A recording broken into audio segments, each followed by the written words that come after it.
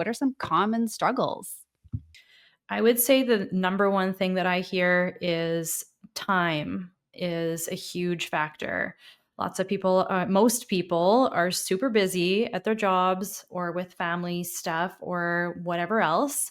And then cooking is just it's a time suck. It takes a lot of time if you want to cook things from scratch. So I think that's a big obstacle for people is navigating how to use their time efficiently and how to fit that into their day. And people are tired at the end of the day, and so they just don't want to have the both mental and physical stamina to also have to think through mealtime every single day. It's like you're never going to get a break from it. Every day you have to cook for yourself and your family. So that can be mentally exhausting as much as anything. And I totally get that. So that's probably the number one thing that I hear.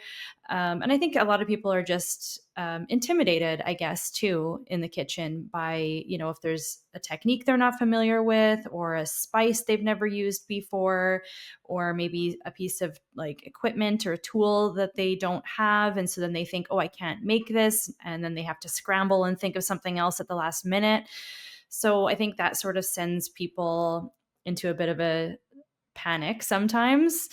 And so that's another one that I hear a lot is just this confidence piece and not wanting to go out of their comfort zone. So just kind of sticking with the things they know, which by the way is okay to do.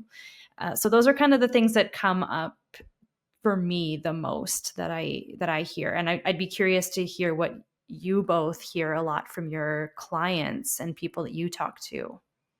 Yeah, I would agree with that. The time piece, either a lack of time, like a true lack of time, or a perceived lack of time. Because a lot of times, when I talk with clients, at least, if you're wanting to improve your nutrition, you're often going to go to like, oh, healthy options that maybe take longer than what you would want them to take on an evening, or you have to cook everything from scratch, which takes more time, or you are continuously bombarded by recipes that misjudge the amount of time it takes to make the recipe. Um, One of the jokes that I talk about a lot on social media is how we are just continuously gaslit with the prep time and the cook time on a lot of recipes that are online, saying it's like takes 30 minutes, and then you're standing there going, why am I in the kitchen for an hour and a half and I still have to do dishes? So lack of time is very real for sure.